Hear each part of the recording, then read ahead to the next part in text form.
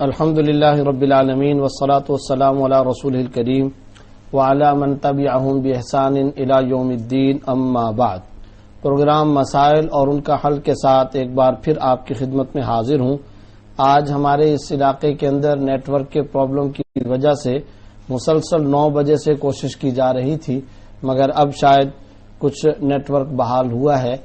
امید ہے اللہ رب العزت کی ذات سے کہ انشاءاللہ پروگرام مکمل طور پر بغیر کسی فرق اور ڈسٹربنس کے آپ تک پہنچ پائے گا۔ دبئی سے ایک خاتون یہ مسئلہ پوچھتی ہیں، ہم نے بچپن سے ہی یہ سنا تھا کہ خواتین ماہواری کے دوران قرآن پاک نہیں پڑھ سکتی، لیکن فلاں صاحبہ کہتی ہیں کہ قرآن پاک میں صرف ماہواری کے دوران نماز پڑھنے کو منع فرمایا گیا ہے اور قرآن پاک کو بغیر پاکی کے ہاتھ لگانے سے منع فرمایا کیا گیا۔ بالکل درست، لا یمسہ الا المطہرون۔ قرآن کریم کے اندر بڑی وضاحت کے ساتھ اس آیت سے فقہاء نے استیناس کیا، استدلال پکڑا کہ اللہ فرماتے ہیں اس قرآن کے مصحف کو نہیں چھو سکتا مگر وہی جو پاک لوگ ہوں گے، گویا پاکی کی حالت میں قرآن کریم کو چھوا جا سکتا ہے۔ جہاں تک پڑھنے کا تعلق ہے تو ایک نہیں متعدد احادیث موجود ہیں جس میں آپ صلی اللہ علیہ وسلم نے حائضہ کے لیے یعنی مینسز والی خاتون کے لیے مخصوص ایام کے اندر، اسی طرح جنبی شخص یعنی وہ مرد یا وہ عورت جس پر غسل فرض ہوتا ہے ان کے لیے قرآن کریم کو پڑھنا منع قرار دیا ہے، ناجائز اور ممنوع قرار دیا ہے۔ چنانچہ سنن ترمذی حدیث نمبر 131 ابواب الطہارہ عن رسول اللہ صلی اللہ علیہ وسلم عن ابن عمر رضی اللہ تعالی عنہما قال لا تقرأ الحائض ولا الجنب شیئا من القرآن۔ حائضہ اور جنبی یعنی مینسز والی خاتون اور وہ مرد یا وہ عورت جن کے اوپر غسل فرض ہوتا ہے وہ شیئا من القرآن، قرآن کریم کا کچھ حصہ بھی نہیں پڑھ سکتے، وہ قرآن کریم سے کچھ بھی نہ پڑھیں۔ یہ واضح طور پر روایت ترمذی کے اندر موجود ہے۔ اسی طرح اور کئی کتابوں کے اندر احادیث کے اندر واضح طور پر آپ صلی اللہ علیہ وسلم کی طرف سے ممانعت آئی ہے۔ جب یہ ممانعت موجود ہے تو پھر یہ کہنا کہ حائضہ کے لیے یعنی مخصوص ایام والی خاتون کے لیے قرآن کریم پڑھنا جائز ہے اور کلاسیں لیتی رہیں، پڑھتی رہیں اور سناتی رہیں، یہ کیسے درست ہو سکتا ہے؟ قرآن و سنت سے جو مسئلہ ہمیں سمجھ میں آتا ہے وضاحت کے ساتھ، جس پر فقہاء کرام نے تفصیل کے ساتھ فتاوی لکھے ہیں، فتوے دیے جاتے ہیں، تمام بر صغیر کے اندر وہ دارالافتاؤں سے فتاوی ایشو ہوتے ہیں اور بے شمار عرب علماء بھی اس کے مطابق فتویٰ جاری کرتے ہیں، وہ یہی ہے کہ مخصوص ایام کے اندر خواتین کے لیے قرآن کریم پڑھنا ممنوع ہے، اس سے احتراز کرنا ضروری ہے۔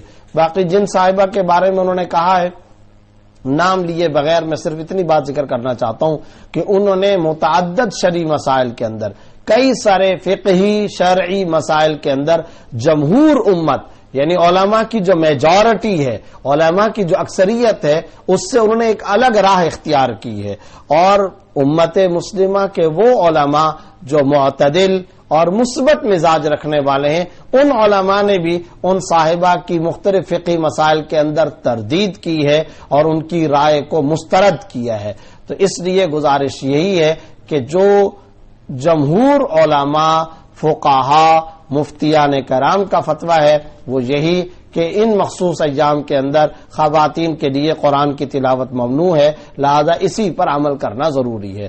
باقی یہ مسئلہ کئی دفعہ ذکر کیا جا چکا ہے، ذکر ان مخصوص ایام میں بھی خواتین کر سکتی ہیں، درود شریف وہ بھی پڑھ سکتی ہیں، قرآن کریم کی وہ آیات جو دعا کے مفہوم پر مشتمل ہے، مثلا سورہ فاتحہ یا مثلا ربنا آتنا فی الدنیا حسنہ الی آخری یا ربنا لا تزغ قلوبنا الآیہ، اس طرح کی جتنی آیات ہیں جن میں دعا کا مفہوم ہے، دعا کے میننگ پائے جاتے ہیں، ایسی آیات کو بطور دعا کے اگر خاتون پڑھنا چاہتی ہے تو اس کی گنجائش ہے، لیکن تلاوت قرآن کی ان حالات کے اندر اجازت نہیں ہے۔ حسین خان صاحب نے یہ مسئلہ پوچھا ہے دوسرے مسالک کی مساجد میں نماز پڑھ سکتے ہیں یا نہیں؟ تو پہلی بات تو یہ ہے کہ یہ جو مسالک کا معاملہ ہے اس کو کم سے کم کرنا چاہیے. امت کا شیرازہ پہلے ہی بہت بکھرا ہوا ہے. ہمارا جسم مختلف اعضاء اور جوارح کے اعتبار سے انگ انگ زخمی رکھتا ہے. ہمارا جسم ویسے ہی زخمی ہے, امت میں ویسے ہی انتشار بہت ہے. تو ایک تو یہ جو مسلکوں کی بنیاد پر ہم قوموں کے اندر, امت مسلمہ کے اندر طبقات پیدا کرتے اور تفریق پیدا کرتے ہیں, ایک تو اس سے احتراز کرنا ضروری ہے. دوسرے نمبر پر جہاں تک تعلق ہے دوسرے مسالک والے لوگوں یا ائمہ یا ان کی مساجد میں نماز پڑھنا اور اس کے امام کے پیچھے اقتداء کرنا, نماز پڑھنا شرعاً جائز ہے یا نہیں, تو یاد رکھیے اس کے لیے 2-3 شرائط ہیں. پہلی شرط تو یہ ہے کہ مقتدی کے مذہب کے مطابق امام کی نماز میں کوئی مفسد صلاۃ فعل نہ ہو. کیا مطلب؟ آسان کرنے کے لیے میں بتا دوں کہ جو مقتدی پیچھے نماز پڑھ رہا ہے اس کے مسلک اور اس کے مذہب کے اندر امام کوئی ایسا کام نہ کرے جس سے نماز فاسد ہو جاتی ہو اور نماز ٹوٹ جاتی ہو. ایک تو شرط یہ ہے کہ ایسا امام ہو تو اس کے پیچھے نماز پڑھ لی جائے. دوسرے نمبر پر بعض اختلافی مسائل, جائز و ناجائز کے جو اہم مختلفی مسائل ہیں, یعنی جو اختلافی مسائل ہیں اس میں امام احتیاط سے کام لیتا ہو. اگر وہ امام احتیاط سے کام نہیں لیتا اور مشہور ہے کہ وہ احتیاط سے کام نہیں لیتا تو پھر اس کے پیچھے نماز صحیح نہیں ہوگی. اور اگر اختلافی مسائل میں وہ احتیاط سے کام لیتا ہے تو پھر اس کے پیچھے نماز درست ہو جائے گی. اور اگر کسی کو پتا نہیں ہے کہ یہ احتیاط سے کام لیتا ہے یا نہیں لیتا تو ایسے شخص کی بھی نماز ہو جائے گی, البتہ اس میں کراہت ہوگی. عادت نہیں بنانی چاہیے, نماز ہو جائے گی لیکن کراہت کے ساتھ. اب رہ گئی یہ بات کہ اختلافی مسائل سے کیا مراد ہے, تو دیکھیں بعض اوقات بعض مسالک میں بعض چیزوں کی پاکی ناپاکی کے مسائل ہوتے ہیں. اب اگر وہ پاکی ناپاکی کے مسائل کے اندر امام احتیاط نہیں برتتا اور ہمارے نزدیک کپڑے پر کوئی ایک خاص نجاست اگر لگی ہوئی ہو نماز نہیں ہوگی. لیکن بعض لوگ ہیں جن کے نزدیک کپڑے پر اگر کوئی نجاست لگی ہوئی ہوگی تب بھی نماز درست ہو جائے گی. تو اب آپ ذرا یاد رکھیے کہ اگر امام کو کیا کرنا چاہیے, امام کو ہمیشہ فریضہ نماز ادا کرتے وقت اس بات کا غیر معمولی اہتمام کرنا چاہیے, بندوبست اور انتظام کرنا چاہیے کہ میرے پیچھے تو عام مسلمان بھی آ کر کے نماز کی اقتدا کر سکتے ہیں, لہذا اگرچہ میرے نزدیک فرض کرو کہ خون یا کوئی اور چیز کپڑے پر لگی ہوگی تو نماز اگرچہ ہو جائے گی لیکن پیچھے کھڑے ہونے والے مقتدی کی نماز درست نہیں ہوگی. اس لیے اختلافی مسائل کے اندر اماموں کے لیے شرعی حکم یہی ہے کہ وہ احتیاط سے کام لے اور وہ ایسا کام کرے جس سے سب کی نماز اس کے پیچھے درست ہو جائے. تو اگر امام اختلافی مسائل میں احتیاط سے کام لینے والا ہے تو اس کے پیچھے آپ کی نماز درست ہے. اور اگر مشہور ہے اور وہ بیان کرتا ہے کہ میں اس سلسلے میں کوئی احتیاط نہیں کرتا تو پھر اس کے پیچھے نماز درست نہیں ہوگی. اور اگر معلوم نہیں ہے کہ پتہ نہیں یہ احتیاط کرتا ہے یا نہیں کرتا, جیسا کہ راہ چلتے ہوئے کوئی بھی مسافر, جیسا کہ عام آدمی کسی بھی آپ اسٹیشن میں, کسی بھی مسجد کے اندر, کسی بھی محلے, ٹاؤن, علاقے, سڑک, برلب شاہراہ, آپ کسی بھی واقع مسجد کے اندر چلے گئے اور آپ کو پتہ نہیں ہے وہ دوسرے مسلک والا امام ہے تو آپ کی نماز بہرحال اس کے پیچھے ہو جائے گی. البتہ ایسی صورت میں کراہت ہوگی اگر آپ کو کوئی اور مسجد یا کوئی اور جگہ نہیں ملتی, آپ نماز پڑھ لیں, بے فکر ہو کر کے پڑھ لیں, نماز آپ کی ہو جائے گی. رفعت آفرین صاحبہ نے کراچی سے پوچھا ہے, بچی کے ہاتھ سے قرآن پاک زمین پر گر گیا, اس کے لیے کسی مستحق کو رقم دینا لازم ہے, اگر ہاں تو کتنی رقم؟ نہیں, اگر قرآن کریم کا مصحف نعوذ باللہ زمین پر گر گیا اور قصدن یعنی جان بوجھ کر کے نہیں گرایا تو ایسی صورت میں انشاءاللہ کوئی گناہ بھی نہیں ہوگا. اگر آپ کے ذہن میں یہ آئے کہ مجھ سے شاید خطا ہوئی اور مجھ سے غلطی ہو گئی تو اس کا واضح طریقہ یہ ہے کہ آپ توبہ اور استغفار کا اہتمام کر لیں اور دل کی تسلی کے لیے کچھ رقم بھی اگر صدقہ کر لیں تو وہ ایک اچھی بات ہے, لیکن شرعاً کوئی رقم صدقہ کرنا لازم, واجب یا ضروری نہیں ہے, یہ بات واضح رکھیں.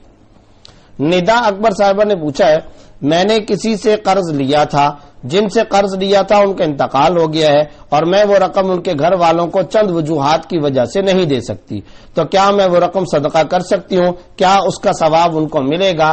یاد رکھیے جن سے آپ نے قرض لیا ہے وہ قرض کی رقم انہی صاحب کو لوٹانا, واپس ادا کرنا شرعاً آپ پر فرض تھا, لازم تھا. لیکن اگر اس صاحب کا انتقال ہو گیا تو اب وہ رقم ان کے ورثاء کو دینا لازم ہے، جو شرعی ان کے قانونی شرعی ورثاء بنتے ہیں ان تک آپ کو یہ رقم پہنچانا لازم ہے۔ آپ کے لیے یہ جائز نہیں ہے کہ آپ ان کی طرف سے اس رقم کو صدقہ کر دیں، نہیں، ان کے ورثاء تک پہنچانا ضروری ہے۔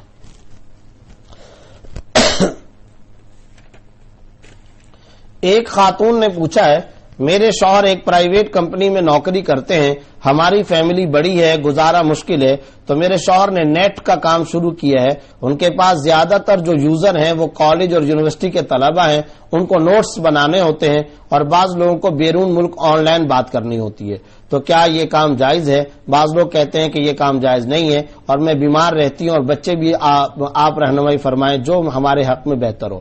انٹرنیٹ کا یہ کام جائز ہے، اس میں شرعاً کوئی ممانعت نہیں ہے، اس میں شرعاً کوئی حرج نہیں ہے، اور آپ کے شوہر اگر اس طریقے سے یہ کام کرتے ہیں تو اس کی آمدنی بھی جائز ہے۔ البتہ صرف ایک بات ذہن میں رکھنی چاہیے کہ انٹرنیٹ کو بعض لوگ فحش سائٹس کے استعمال کے لیے مختص کرتے ہیں اور استعمال کرتے ہیں۔ اگر فحش سائٹس کے لیے وہ استعمال کرتے ہیں تو اس کے لیے آج کل ایسے سافٹ ویئر آتے ہیں جن سافٹ ویئرز کے اندر آپ ان کو لگا کر کے ان کی بندش کر سکتے ہیں اور ان کو بند کر سکتے ہیں، پھر آپ کے لیے انٹرنیٹ کیفے کھولنا، انٹرنیٹ کلب کھولنا شرعاً جائز ہے اور اس کی آمدنی بھی آپ کے لیے جائز ہے۔ دبئی سے عارف ذیشان صاحب نے یہ مسئلہ پوچھا ہے، کیا سوتیلی ماں نامحرم ہوتی ہے؟ یہ مسئلہ شاید پہلے بھی پوچھا گیا تھا، اس کے بارے میں یہ بات واضح طور پر سمجھ لیں، یعنی سوتیلی ماں نامحرم ہے یا نہیں ہے، اس کے لیے اس کا مقصد کیا ہے کہ اپنے شوہر کی جو دوسری بیوی کے جو بچوں کے لیے یہ سوتیلی ماں محرم ہوگی یا نہیں، تو واضح طور پر یاد رکھیں سوتیلی ماں شرعاً محرم ہے، اور جب سوتیلی ماں شرعاً محرم ہے تو اسی اعتبار سے ٹریٹ کرنا ہوگا، یعنی ان سے پردہ نہیں ہوگا۔ لاہور سے حبیبہ زید صاحبہ نے پوچھا ہے، ایک حدیث ہے جس کے اندر یہ الفاظ تقریباً آئے ہیں کہ جب تم گھر کے اندر داخل ہو تو اپنے گھر والوں پر سلام پیش کرو، اور اگر گھر میں کوئی ہو تو سلام پیش کرو، اور اگر کوئی نہیں ہے تو بھی سلام پیش کرو، اور قل هو اللہ احد پڑھ لیا کرو، تو اس سے رزق کے اندر فراوانی اور کشادگی آئے گی۔ یہ انہوں نے پوچھا ہے کہ اس حدیث کی وضاحت کر دیں۔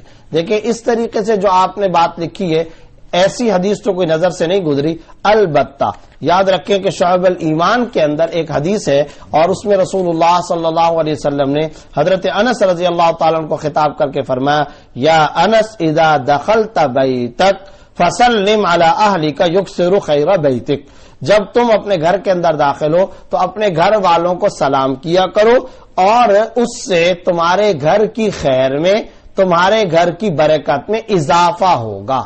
تو ظاہر ہے کہ وہ جو خیر کے اندر اضافہ اور وہ جو برکت کے اندر اضافہ ہے اس میں آپ یہ بھی مراد لے سکتے ہیں کہ رزق میں فراوانی ہوگی، اس لیے سلام کا اہتمام کرنا چاہیے۔ یہ حدیث شعب الایمان کے اندر موجود ہے، 7761 نمبر یہ حدیث ہے۔ ایک صاحب نے یہ مسئلہ پوچھا ہے کہ ایک شخص نے پہلے ڈاکہ ڈالا لیکن اب اس نے توبہ کر لی اور ان سے معافی بھی مانگ لی، لیکن جو لوگ اس کے شکار ہوئے وہ اس پر اعتبار نہیں کر رہے اور ان کو زندہ نہیں چھوڑنا چاہتے، تو ان کا رویہ کیسا ہونا چاہیے اس شخص کے ساتھ؟ دیکھیں بات یہ ہے، اگر تو یہ ڈاکو ڈاکے سے توبہ کر چکا اور اس توبہ کے ساتھ معافی بھی مانگ چکا، اور تیسرا کام یہاں نہیں لکھا گیا لیکن وہ تیسرا کام کرنا بھی ضروری ہے، جن کا ڈاکہ مارا تھا، جن کے ہاں جا کر کے چوری کی یا ڈاکہ مارا تھا، جتنا مال ان سے لوٹا تھا وہ مال بھی واپس ادا کرنا ضروری ہے، وہ مال بھی ادا کرے۔ تو اگر مال بھی ادا کر دیا، معافی بھی مانگ لی، توبہ بھی کر لی، تو اب ایسی صورت میں وہ جو لوگ اس کے عتاب کا شکار ہوئے تھے ان کے لیے اس کو قتل کرنا درست نہیں ہے، انہیں چاہیے کہ وہ قتل بالکل نہ کریں۔ ویسے بھی اگر شرعی طور پر یہ باقاعدہ ڈاکو ہو اور باقاعدہ اس نے توبہ نہ بھی کی ہو، تب بھی عوام الناس کے لیے اس کو قتل کرنا درست نہیں ہے، قانون ہاتھ میں لینا درست نہیں ہے۔ اسلام انارکی کا دین نہیں ہے، اسلام فتنے اور فساد کو پھیلانے اور ہر شخص اپنے ہاتھ میں قانون لیتا پھرے اس چیز کا دین نہیں ہے، نہ اس کی تلقین اور اس کی اجازت دیتا ہے۔ اس کے لیے ظاہر ہے عدالتی طریقہ کار ہے، عدالت کے اندر اس کو متوجہ کیا جائے اور عدالت کے کٹہرے کے اندر جج اس کو جو سزا سنائے وہ سزا سنا سکتے ہیں۔ تاہم یہ جو صورتحال آپ نے پوچھی ہے جس میں وہ باقاعدہ معافی کر چکا اور معافی تلافی کے ساتھ وہ توبہ کر چکا اور وہ ان لوگوں سے بھی جن کا اس نے نقصان کیا تھا ان سے بھی معافی مانگ چکا، اب اس کے بعد قتل کرنا درست نہیں ہے۔ تاہم اس ڈاکو، سابقہ ڈاکو کے ذمے شرعاً یہ واجب اور لازم ہے جو مال لوٹا تھا وہ مال بھی واپس ادا کرے۔ ملتان سے محمد عمر صاحب نے پوچھا ہے، ایک خاتون جس کی کوئی اولاد نہیں ہے، خاوند ملک سے باہر رہتا ہے اور اس کا بھانجا اپنے والدین کو عمرہ کروانا چاہتا ہے، ان کے ساتھ کیا وہ عورت بھی عمرہ کر سکتی ہے؟ صرف سفر پر کیا وہ اپنے بہنوئی اور بہن کے ساتھ جا سکتی ہے جبکہ عمرہ اس کو بھانجا کروائے گا؟ دیکھیں، اگر تو اس خاتون کا بھانجا سفر میں جا رہا ہے تو یاد رکھیں کہ خاتون کا جو اپنا بھانجا ہوگا شرعاً وہ اس کے لیے محرم ہے اور اس کے ساتھ عمرے کے سفر پر وہ جا سکتی ہیں، کوئی حرج کی بات نہیں ہے۔ اگر خاتون کا اپنا بھانجا ہے اور اگر وہ خاتون کا اپنا بھانجا نہیں ہے اور وہ شوہر کا بھانجا ہے تو پھر ایسی صورت میں یہ اگر بہنوئی کے ساتھ جائے گی تو بغیر محرم کے سفر کرنے کا گناہ ہوگا۔ تاہم وہاں جا کر کے جو عمرہ کرے گی وہ عمرہ درست ہو جائے گا، بالخصوص جبکہ آپ نے یہ لکھا ہے کہ وہ وہاں پر اپنے بھانجے کے ساتھ عمرہ کرے گی تو ایسی صورت میں عمرہ اس کا درست ہو جائے گا۔ لیکن یہ جو سفر کرنا کا جو معاملہ ہے پنجاب، ملتان یا کراچی، لاہور سے جدہ تک، اس سفر کو غیر محرم کے ساتھ کرنے کا جو گناہ اور وبال ہے وہ بہرحال اس کے سر پر آئے گا، عمرہ شرعاً درست ہو جائے گا۔ گجرانوالہ سے محمد آصف صاحب نے یہ پوچھا ہے، بٹ کوائن کا کاروبار کرنا کیسا ہے؟ تو پہلے بتا چکا ہوں کہ بٹ کوائن کا کاروبار کرنا شرعاً جائز نہیں ہے، اس کی آمدنی حلال نہیں ہے، اس سے احتراز کرنا ضروری ہے۔ سعدیہ مقبول صاحب نے یہ مسئلہ پوچھا ہے، اگر سب کچھ اللہ تعالیٰ نے پہلے سے لکھا ہوا ہے تو اگر کوئی شخص کوئی غلط کام کرتا ہے تو اس کو گناہ کیوں ہوتا ہے کہ وہ تو وہی کر رہا ہے جو لکھا ہوا ہے؟ یہ ایک بچی کا سوال ہے اور میں اس کو صحیح طریقے سے نہیں سمجھا سکی، آپ جواب دیجئے۔ یہ تقدیر سے متعلق سوال ہے اور اس میں بہت ساری تفصیلات ہیں، میں بہت مختصر ترین، کیونکہ سوالات کی اس وقت بھرمار ہے اور بہت سارے اور سوالات بھی ہیں اور اس وقت اور بھی سوالات آ رہے ہیں، بہت مختصر طریقے سے سمجھاتا ہوں۔ یہ جو آپ نے کہا کہ کوئی آدمی گناہ کرتا ہے تو اس کو سزا کیوں ملتی ہے جبکہ وہ تو وہی کام کر رہا ہے جو لکھا ہوا ہے، تو یہ جو لکھا ہوا ہے اس کی حقیقت سمجھنی ضروری ہے۔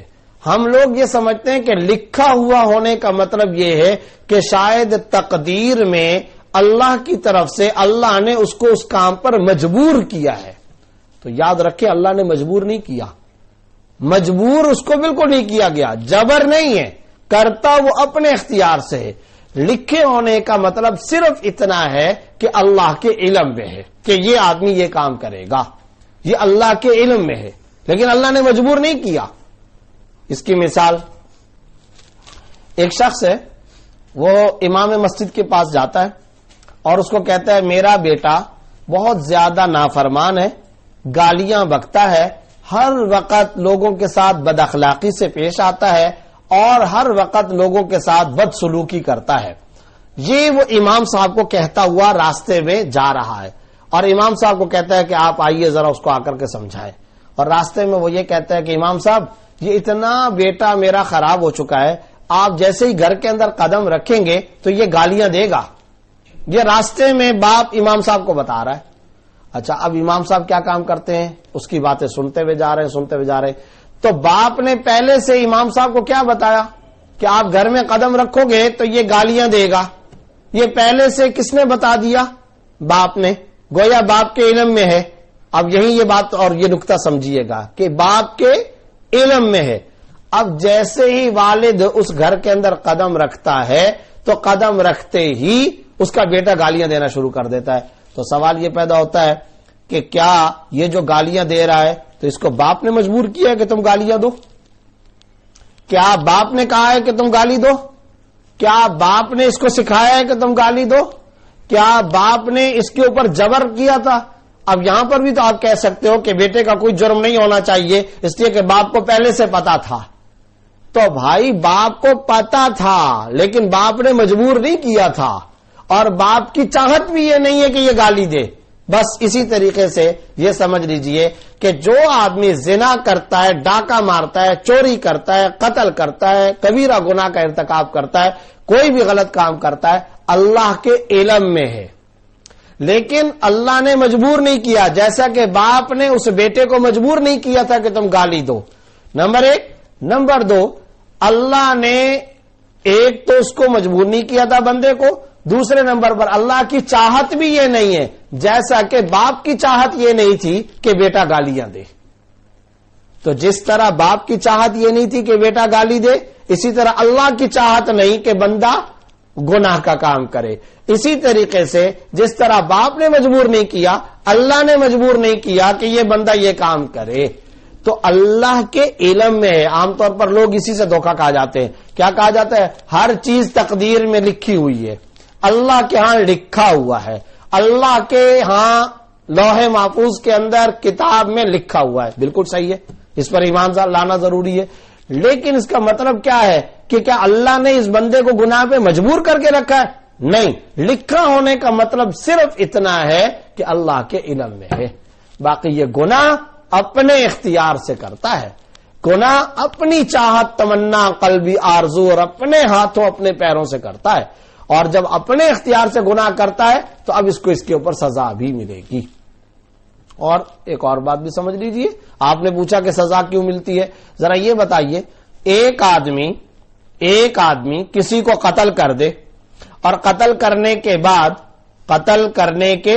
بعد جج کے کٹہرے کے اندر، عدالت کے کٹہرے کے اندر اس ملزم کو لایا جاتا ہے۔ اب کوئی شخص جج کو یہ کہے یا یہ ملزم خود یہ کہے، بھائی میں نے جس کو قتل کیا تھا اس کو پتا تھا کہ میں اس کو قتل کروں گا، تو کیا پتا تھا کہ میں اس کو قتل کروں گا؟ اس بنیاد پر جج اس کو سزا دینے سے بری کر دے گا کہ بھائی چونکہ پتا تھا لہذا اب اس کو سزا نہ دو؟ کیا ایسا ہو سکتا ہے؟ ایسا تو ہرگز نہیں ہوگا۔ ہر ایک یہ کہے گا کہ بھائی اس کو، جس مقتول کو تم نے قتل کیا، اس کو پتا تھا یا پتا نہیں تھا، ہر صورت کے اندر تم نے اپنے اختیار سے قتل کیا، لہذا تم مجرم ہو، تم کو اس جرم کی سزا دی جائے گی۔ یہ ہے اصل مسئلہ، اور اس مسئلے کو سمجھنا چاہیے۔ پھر کسی وقت انشاءاللہ تفصیل سے بھی اس پر روشنی ڈال دوں گا۔ اس وقت تو یہی 2 مثالیں سمجھا دی ہیں، امید ہے کہ مسئلہ واضح ہو گیا ہوگا۔ شاہزین صاحب نے پوچھا ہے، اگر کسی پر قرض ہو تو کیا وہ اپنی زمین کا عشر لازمی نکالیں یا پہلے وہ قرض دے کر فارغ ہو اور پھر عشر ادا کرے؟ یاد رکھیں کہ واضح طور پر فقہاء نے لکھا ہے وَيَجِبُ مَعَ الدَّيْنِ، یعنی قرض وضع نہیں کیا جائے گا، قرض منہا نہیں کیا جائے گا، بلکہ کل پیداوار سے عشر ادا کرنا واجب ہے۔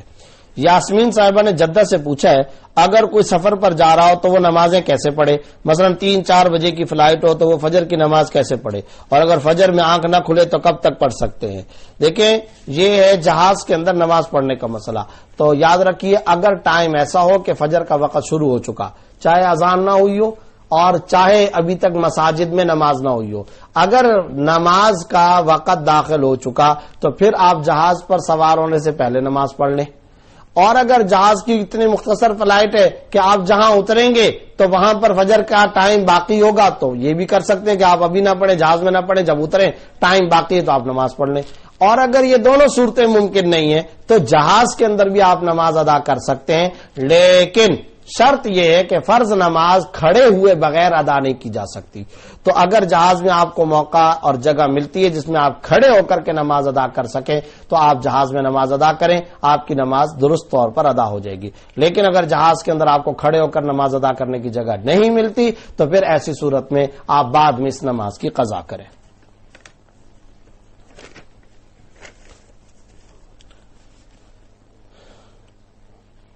انبیاء صاحبہ نے پوچھا ہے، کراچی سے کیا خواتین آن لائن ٹیچنگ کر سکتی ہیں اگر وہ صرف خواتین کی شرط لگا لیں، انٹرنیٹ پر کسی کی شناخت ممکن نہیں؟ اگر وہ اسٹوڈنٹ سے عہد لے کہ آپ فیمیل ہو اور آپ صرف ہیڈ فون پر سبق سنیں گے تاکہ آواز غیر محرم نہ سنیں تو کیا یہ ٹھیک ہے؟ دیکھیں، اصل بات تو یہ ہے کہ عورت پر معاش کا بوجھ شریعت میں نہیں ڈالا گیا، کاروبار یا معاش کا بوجھ بالکل نہیں ڈالا گیا۔ تاہم اگر کوئی خاتون مجبور ہے تو اس کے لیے پردے کی حدود کی رعایت کرتے ہوئے، اور اگر مجبوری نہیں ہے لیکن یہ بات کنفرم ہے کہ اس کا سبق صرف اور صرف فیمیل اور خواتین ہی سن رہی ہیں تو ایسی صورت میں پڑھنے کی اجازت ہے، تاہم جو شرعی حدود ہیں ان کا خیال رکھنا ضروری ہے، اور شرعی حدود کا مطلب یہ ہے جس حد تک یہ بات ممکن ہے کہ اس کی آواز غیر محرم نہ سنیں تو اس کا اہتمام کریں، اور اپنی طرف سے جتنی بھی مکمل احتیاطی تدابیر ہیں ان کو اختیار کر کے وہ پڑھا سکتی ہیں۔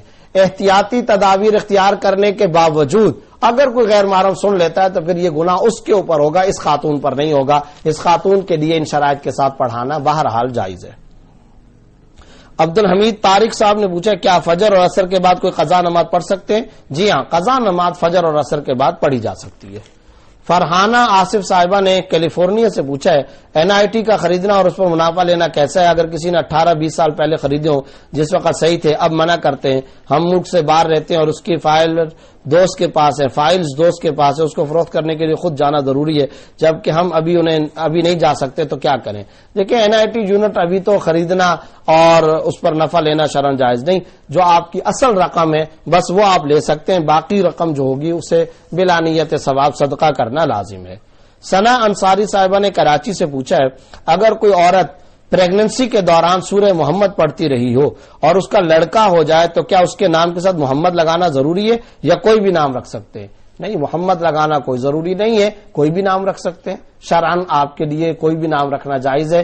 صرف اور صرف یہ بات ہے کہ محمد سے اگر نام رکھیں گے تو یہ سعادت مندی کی بات ہے، واجب اور ضروری نہیں ہے۔ ڈیرہ مراد جمالی سے کسی نے پوچھا ہے جو آدمی سگریٹ پیتا ہو اس کے پیچھے نماز ہو جاتی ہے؟ اگر کوئی اور اس کے اندر خرابی نہیں ہے نماز ہو جاتی ہے۔ سگریٹ پینا شرعاً مباح ہے، یعنی یہ تو کہہ سکتے ہیں پسندیدہ نہیں ہے، اور بلا ضرورت اگر کوئی شخص پیتا ہے تو یہ خلاف افضل ہے، مکروہ تنزیہ ہے، اور البتہ صرف اور صرف اس معاملے کی وجہ سے یہ کہنا کہ اس کے پیچھے نماز پڑھنا درست نہیں، یہ بات غلط ہے، نماز اس کے پیچھے ہو جائے گی، لیکن یہ ضروری ہے کہ جب کوئی شخص مسجد کے اندر آئے تو منہ کی بدبو کو زائل کر کے اور منہ کی بدبو کو ہٹا کر کے آئے، تاہم نماز پھر بھی ہو جاتی ہے۔ بشرا صاحبہ نے کراچی سے پوچھا ہے کیا قضا روزے کی سحری کے وقت سے نیت کرنا ضروری ہے؟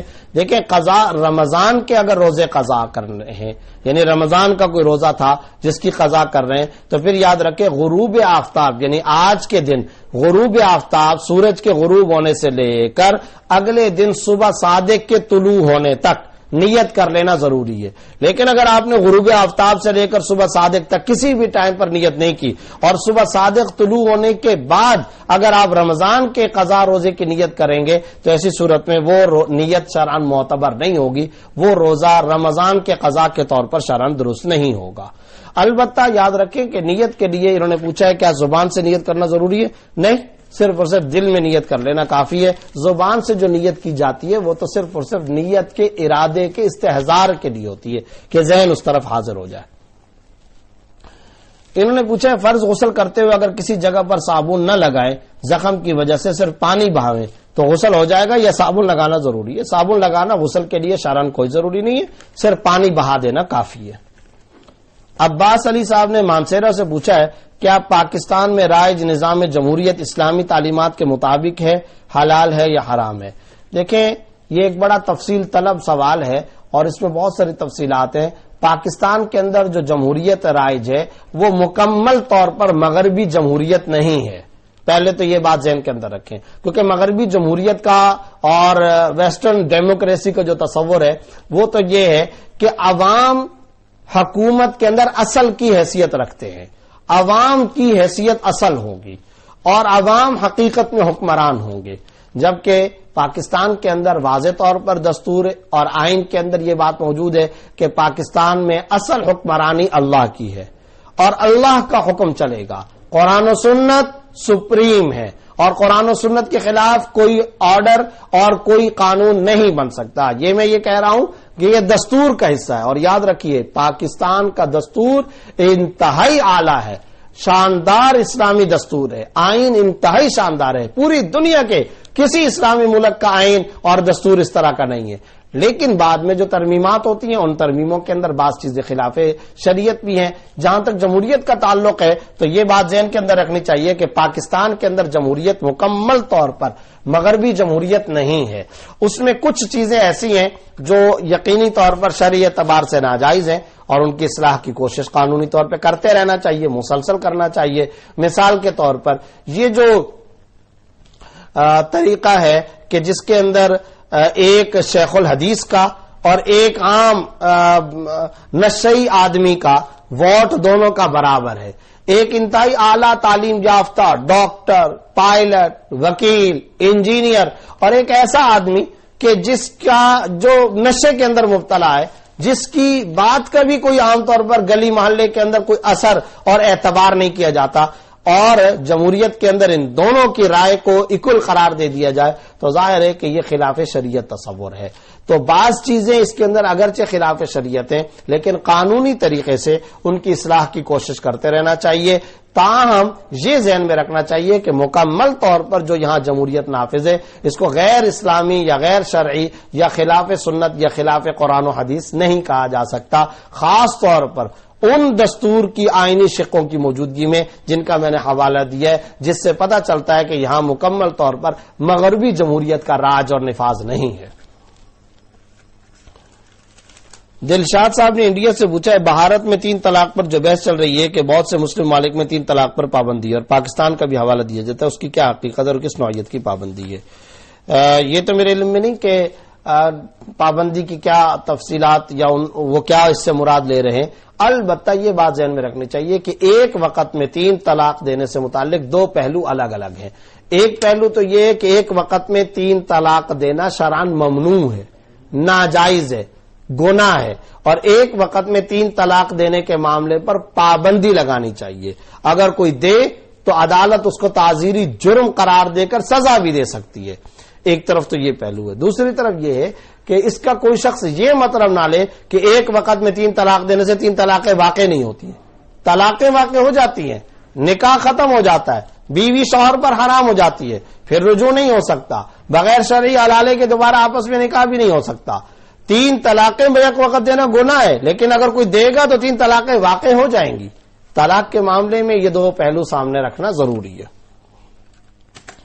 سائمہ نعمان صاحبہ نے پوچھا ہے ایک بھائی ہے، 49 سال عمر ہے، وہ گردے کا مریض ہے، ہفتے میں 2 بار ڈائلسس کراتے ہیں، کبھی طبیعت ٹھیک اور کبھی خراب بھی ہوتی ہے، ابھی عمرہ کر کے ہیں اور اب حج کرنا چاہتے ہیں، کیا ایسے مریض پر حج فرض ہے یا نہیں؟ اگر ان کی استطاعت ہو، استطاعت سے کیا مراد ہے؟ یعنی خود جا کر حج کے مناسک ادا کر سکتے ہیں تو پھر تو ان پر حج کرنا فرض ہے، اور اگر ایسی استطاعت نہیں ہے، چلنا پھرنا یا علاج وغیرہ کی وجہ سے یا ان کے لیے اتنا قیام وہاں پر کرنا یا اتنا سفر کرنا ان کے لیے مشکل ہے اور ممکن نہیں ہے، تو ایسی صورت میں یہ اپنی جگہ پر کسی اور کو مامور کر کے حج بدل کروائیں، کسی اور کے ذمے یہ لگا کر کے اپنا حج کروا سکتے ہیں۔ انڈیا سے محمد جمیل صاحب نے پوچھا ہے اگر کسی رشتہ دار کی کمائی حرام ہو اور وہ کسی خوشی پر موقع پر دعوت دے، اگر میں جھوٹ بول کر نہیں جانے کے لیے تاکہ حرام سے حفاظت ہو جائے تو یہ گناہ تو نہیں ہے؟ دیکھیں صریح جھوٹ تو نہیں بولنا چاہیے۔ اگر آپ کو لگتا ہے کہ اس کی آمدنی حرام کی ہے، کمائی حرام کی ہے، تو پھر کوئی ایسی ترتیب اختیار کی جائے کہ معاملہ بھی حل ہو جائے اور فتنہ فساد بھی نہ کھڑا ہو۔ مثلا یہ کہ اپنی کچھ طبیعت کا آپ نے کہہ دیا، عام طور پر کچھ نہ کچھ طبیعت کے اندر ناسازی ہوتی ہے، یہ کہہ کر، یا یہ کہ آپ اس دن کوئی خاص اپنی مصروفیت بنا لیں اور پھر کہیں میں اس مصروفیت کی وجہ سے نہیں آیا، یا کوئی اس طرح کی بات جس میں صریح اور واضح طور پر جھوٹ کا معاملہ بھی نہ ہو اور ادھر ناراضگی کا بھی معاملہ نہ ہو، اس طریقے سے آپ اختیار کر سکتے ہیں۔ صریح جھوٹ بولنے سے احتراز کرنا چاہیے۔ ایک صاحب نے کہا ہے کہ ہم یہاں کام کرتے ہیں، وہاں پر بہت سارے غیر مسلم رہتے ہیں، ان کا جب تہوار آتا ہے تو ہم ان کو مبارکباد نہیں دیتے، تو وہ کہتے ہیں کہ آپ ہمیں مبارکباد کیوں نہیں دیتے؟ آپ کے تہوار میں ہم مبارکباد دیتے ہیں، اس وجہ سے آپس میں دوریاں پیدا ہوتی ہیں، ایسے میں کیا کریں؟ دیکھیں اصولی طور پر اگر غیر مسلموں کا کوئی مذہبی تہوار ہے تو مذہبی تہوار میں شرکت کرنا اور مبارکباد دینا جائز نہیں ہے، اور اگر کوئی دنیاوی معاملہ ہے، مثلا کسی نے کوئی گھر خریدا، کوئی شاپنگ سینٹر بنایا، کوئی دکان بنائی، کوئی اس نے تجارت اور بزنس کے اندر کوئی اچیومنٹ حاصل کی ہے، کوئی اس نے ترقی دنیاوی اعتبار سے کی ہے، اس میں اگر آپ جا کر مبارکباد دیتے ہیں کوئی حرج کی بات نہیں، بلکہ دینا چاہیے۔ لیکن جہاں تک معاملہ ہے ان کے تہوار کا، تو تہواروں کے اندر ہوتا یہ کہ ان کا مذہبی عنصر بھی شامل ہوتا ہے، تو اب اگر ایسی صورت میں آپ مبارکباد دیں گے تو خطرہ ہے کہ آپ ان کے مذہبی پارٹ کا حصہ بن رہے ہیں، اس لیے اس سے شرعاً منع کیا جاتا ہے۔ تو یہ جو ممانعت ہے یہ صرف اور صرف دیکھیں، اگر کوئی آدمی مندر کے اندر جا کر کے یا کوئی آدمی عیسائیوں کی عبادت گاہ کے اندر جا کر ان جیسی عبادت کرنے لگ جائے اور وہ مسلمان ہو، تو کیا یہ اس کے لیے جائز ہوگا؟ نہیں ہوگا۔ کیوں ناجائز ہوگا؟ اس لیے کہ یہ ان کے مذہبی تہوار اور مذہبی معاملات کے اندر شرکت کر رہا ہے۔ تو مذہبی معاملات کے اندر شرکت کرنا جائز نہیں ہے۔ اس کے علاوہ اخلاق حسنہ سے پیش آنا چاہیے، ہمیشہ حسن سلوک سے پیش آنا چاہیے، ان کے ساتھ آپ معاملہ حسن سلوک کا کریں، اس میں کوئی حرج کی بات نہیں ہے۔ سائمہ صاحبہ نے پوچھا ہے میرے نکاح کو 2 سال ہو گئے اور ابھی مارچ میں رخصتی ہے اور 1 روپے کا بھی بندوبست نہیں ہے، آپ کوئی وظیفہ بتا دیں اور میرے لیے دعا کریں، میں بہت پریشان ہوں، کوئی راستہ نظر نہیں آ رہا۔ دل سے دعا کرتا ہوں اور رات کو سونے سے پہلے سورہ واقعہ کی تلاوت کا اہتمام کریں۔ اگر یاسمین صاحبہ نے جدہ سے پوچھا ہے اگر گھر میں کسی مہمان نے آنا ہو کسی مجبوری کی وجہ سے میں جھوٹ بول کر کہہ دوں کہ گھر میں مہمان ہے، کیا یہ ٹھیک ہے؟ اگر تو مہمان سے بچنے کے لیے جھوٹ بولا جا رہا ہے تو غلط ہے، بالکل غلط بات ہے، اور اس طرح کا جھوٹ بولنا ناجائز ہے، گناہ بھی ہوگا۔ اور مہمان سے کیوں گھبراتے ہو؟ تو کیوں گھبراتا ہے مہمان سے؟ وہ اپنا رزق کھاتا ہے تیرے دسترخوان سے۔ تو اصل بات تو یہ ہے کہ جو اب مہمان آتا ہے وہ تو اللہ کی رحمت ہوتی ہے۔ آپ صلی اللہ علیہ وسلم نے حدیث میں فرمایا من کان یؤمن باللہ والیوم الآخر فلیکرم ضیفہ، جو اللہ پر یوم آخرت پر ایمان رکھتا ہے اسے چاہیے مہمان کا اکرام کرے۔ مہمان سے رزق میں اضافہ ہوتا ہے، مہمان خدا کی رحمت ہوتی ہے، مہمان کے آنے سے بلائیں ٹلتی ہیں، مہمان تو صدقہ و خیرات کی طرح ہے۔ ایک مہمان کے آنے کے اندر خدا جانے کتنی ساری نیکیاں شامل ہو جاتی ہیں، صدقے کا ثواب، مہمانی کا ثواب، اور اس کے ساتھ اس کی دلداری کرنے کا ثواب، خیرات کرنے کا ثواب، کتنے سارے ثواب شامل ہوتے ہیں۔ اس لیے مہمان سے گھبرانا نہیں چاہیے، اور پھر خاص طور پر مہمان سے جان چھڑانے کے لیے جھوٹ بولنا یہ تو اور بھی زیادہ ناجائز اور گناہ ہے، اس سے احتراز کرنا اور بچنا ضروری ہے۔ یاسمین صاحبہ نے جدہ سے پوچھا میں جب چھوٹی تھی تو میں نے آئی بروز کرائے تھے، اس وقت پتہ نہیں تھا کہ یہ ٹھیک نہیں ہے، اب اگر نہ کراؤں تو عجیب لگے گا، اب میں کیا کروں؟ دیکھیں، جہاں تک بھووں کا آئی بروز کا تعلق ہے، جس طرح آج کل بیوٹی پارلر کے اندر رواج ہے کہ اس کو کاٹ کر سرمے کسی باریک لکیر بنا لیتی ہیں، یہ تو شرعاً ناجائز ہے، گناہ ہے، اس سے بچنا ضروری ہے۔ البتہ اگر بال اتنے زیادہ بڑھ گئے، بھدے پن لگ رہے ہیں، آنکھوں تک آ رہے ہیں یا اوپر کی طرف جا رہے ہیں، تو ان کو کاٹ کر معتدل بنا لینا اور ان کو کاٹ کر درمیانہ درجے کا بنا لینا اس کی گنجائش ہے۔ لیکن وہ جو فیشن کے اور رواج کے طور پر پتلی سی لکیر بنوا لیا کرتے ہیں بیوٹی پارلرز وغیرہ کے اندر جا کر، وہ ناجائز ہے، اس سے بچنا ضروری ہے۔ کسی کا دانت خراب ہو، ڈاکٹر نے اس میں سفید قسم کی ایک چیز اس میں ڈال دی ہو، تو کیا اس کا وضو ہو جائے گا یا نہیں؟ تو دیکھیں، وضو کا تو مسئلہ ہی نہیں ہے، آپ کا سوال ہی بنیادی طور پر غلط ہے۔ اس کی وجہ یہ ہے کہ آپ نے پوچھا دانت کے اندر کوئی چیز ڈال لی ہے تو وضو ہوگا ہی نہیں، تو دیکھیں وضو تو ہر صورت میں ہو جائے گا، اس لیے کہ وضو کے اندر تو کلی کرنا زیادہ سے زیادہ مستحب یا سنت ہے، تو کلی کرنا تو سنت ہے، اگر کوئی شخص کلی نہ بھی کرے تب بھی وضو اس کا درست ہو جائے گا۔ تو مسئلہ وضو کا نہیں ہے، وضو درست ہو جائے گا، مسئلہ غسل کا ہو سکتا تھا، سوال غسل کا کرنا چاہیے۔ تو یاد رکھیں، فقہا نے اس بات کی صراحت کی ہے کہ اگر جو مجبوری اور مواقع ضرورت ہے، اگر وہاں دانتوں تک نیچے تک پانی پہنچانا ممکن نہ ہو تو پانی پہنچائے بغیر بھی غسل درست ہو جائے گا۔ اور مثال کے طور پر جیسا کہ دانتوں میں چاندی بھری ہوئی ہوتی ہے، تو بعض اوقات جو خالی جگہ ہوتی ہے اس میں چاندی بھروا لی جاتی ہے، تو ایسی صورت میں وہ جب فٹ ہو گیا اور دانت کے اندر وہ جا کر کے فکس ہو گیا، تو ایسی صورت میں دانت کی تہ تک پانی پہنچانا ضروری نہیں ہے، بلکہ اس کے بغیر بھی وضو درست ہو جائے گا۔ اس کی فقہائے کرام نے صراحت کر رکھی ہے۔ ایک سوال پوچھا گیا ہے قطر سے ثاقب اقبال صاحب نے کہ ہمارے گاؤں کی پسماندگی کو دور کرنے کے لیے تحریک بنائی گئی ہے جس میں شمولیت اختیار کرنے کے لیے حلف اٹھانا پڑتا ہے اور حلف کے یہ الفاظ ہیں، تو یاد رکھیے اس طرح کا حلف نامہ اگر کوئی لیا جاتا ہے تو شرعاً اس میں کوئی ممانعت نہیں ہے، شرعاً اس میں کوئی رکاوٹ نہیں ہے، لیکن یہ بات یاد رکھیں کہ اس میں بعض سخت قسم کی شرطیں ہیں۔ مثلا ایک شرط یہ لگائی گئی ہے کہ میں کبھی بھی کسی اور جگہ شامل نہیں ہوں گا اور کسی سیاسی جماعت کی رکنیت نہیں لوں گا، اور اس میں پھر حلف کے الفاظ ہیں۔ تو یاد رکھیے اگر اس میں کوئی شخص یہ کام کرے کہ یہ آپ کا حلف نامہ پر کر لے اور اس کے بعد وہ کسی سیاسی جماعت کو جوائن کر لیتا ہے، تو ظاہر سی بات ہے کہ ایسی صورت میں تو وہ گناہگار ہوگا۔ تو اس طرح سخت گیر قسم کا جو حلف نامہ بنایا گیا ہے اس کو ذرا نرم کرنا چاہیے. گاؤں کی پسماندگی کو دور کرنے، تعمیر و ترقی کے لیے ویسے آپس میں ایک معاہدہ یا ایک عزم یا ایک ارادہ کا ایک فارم بنا لیا جائے جس میں ایسی کڑی شرائط نہ ہو تو وہ زیادہ بہتر ہوگا. لیکن اگر اس صورت میں بھی اس کو کوئی نافذ کرتا ہے تو شرعاً کوئی ممانعت نہیں ہے، مباح ہے، جائز ہے. مطلوب رسول قریشی صاحب نے پوچھا ہے موبائل پر بغیر وضو کے قرآن سن سکتے ہیں؟ بالکل سن سکتے ہیں، کوئی حرج کی بات نہیں. شاہد امین صاحب نے پوچھا ہے ڈیجیٹل کرنسی ایک کوئن بٹ کوئن حلال ہے یا حرام؟ تو بتا چکا ہوں یہ ناجائز ہے، اس سے بچنا ضروری ہے. احمد وحید صاحب نے پوچھا ہے کیا مرنے کے بعد بھی ہمیں دنیا میں بیوی بچوں کی فکر ہوگی؟ نہیں، وہاں کے جو معاملات ہوں گے وہی سامنا کرنا پڑیں گے اور انہی کا سامنا کرنے کی اتنی فکر ہوگی کہ پیچھے بیوی بچوں کی فکر نہیں ہوگی. اگر تو اللہ رب العزت جنت کی کھڑکی کھول دیتے ہیں تو آپ جنت کی انشاءاللہ سیر میں مصروف ہوں گے. اور خدا بچائے خدا بچائے خدا بچائے اگر عذاب قبر کا سامنا کرنا پڑے تو پھر اللہ تعالی حفاظت کا معاملہ فرمائے. وہ تو عذاب قبر ہی انسان کو اتنی زیادہ ٹینشن اور فکر کے اندر رکھے گا کہ دائیں بائیں کی تو فکر ہی نہیں آ سکتی. احمد وحید صاحب نے پوچھا فرض غسل میں سر اور داڑھی کے سارے بال بھگونے ہوں گے؟ بالکل، ایک حصہ ایک بال کے بقدر بھی پورے بال پورے جسم میں سے خشک رہنا جائز نہیں ہے. اگر خشک رہا تو آپ کا غسل مکمل نہیں ہوا. اس لیے حضرت علی رضی اللہ تعالیٰ نے باقاعدہ اپنا یہ قول بیان فرمایا.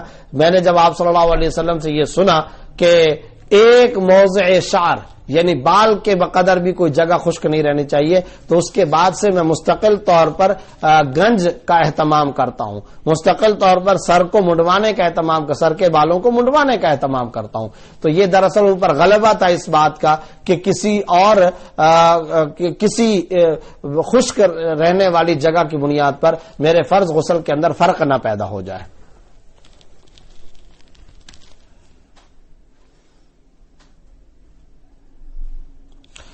سعید الرحمان صاحب نے پوچھا ہے یو بی ایل الامین میں سرمایہ کاری کی شرعی حیثیت کیا ہے؟ اس میں سرمایہ کاری جائز ہے؟ جی ہاں جائز ہے. مستند اہل فتویٰ حضرات نے اس کے جواز کا فتویٰ دیا ہے.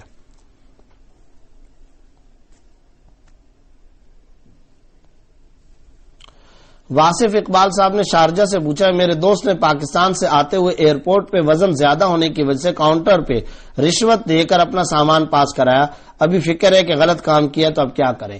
ناجائز کام کیا ہے، یہ رشوت کا لین دین شرعاً حرام ہے. یہ رشوت کے پیسے تو دینے پڑے تو وہی وزن کے ہی پیسے دے دیے ہوتے وہ جائز ہوتا. اب یہ کام کر سکتے ہیں کہ جتنا وزن زیادہ لایا گیا ہے اس وزن کے جتنے پیسے بنتے ہیں وہ پیسے متعلقہ کمپنی کے اندر ادا کرنا ضروری ہے. اور اس کی ایک صورت یہ بھی ہو سکتی ہے کہ آپ ٹکٹ لیں اور وہ ٹکٹ بعد میں پھاڑ دیں، سفر نہ کریں، ان کو پیسے پہنچ جائیں گے.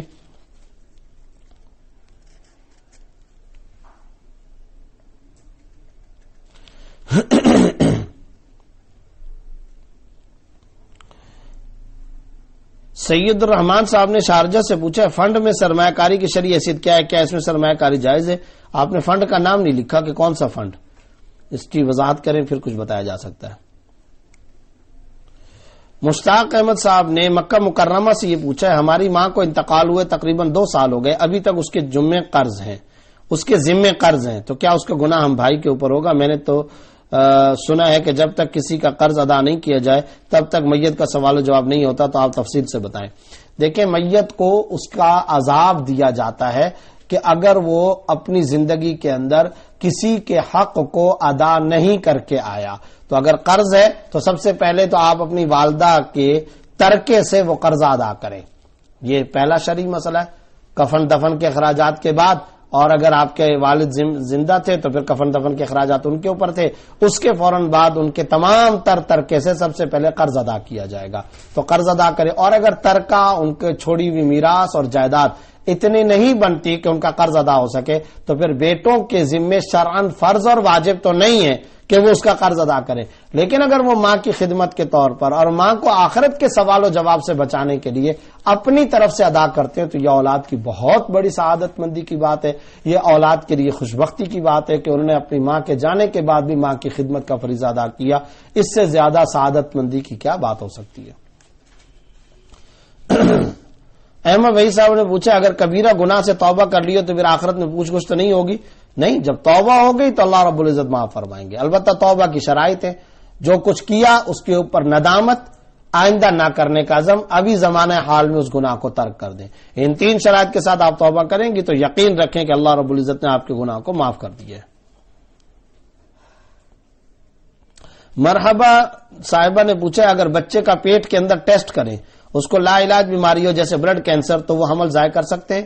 4 مہینے اگر گزر چکے، 120 دن اگر پریگننسی کو گزر چکے ہیں تو اب ایسی صورت میں بچے کو ضائع کرنا حرام ہے، ناجائز ہے. آپ وہ پریگننسی، وہ حمل ضائع نہیں کرا سکتے، نہ ابورشن کرا سکتے ہیں، مس کیریج وغیرہ آپ نہیں کر سکتے. اس سے بچنا ضروری ہے. اور اگر 120 دن سے پہلے کا معاملہ ہے تو پھر گنجائشیں کر سکتے ہیں. سمیع الحق صاحب نے پوچھا کیا مصلے میں زکوٰۃ کے پیسے لگا سکتے ہیں؟ مصلے سے کیا مراد ہے؟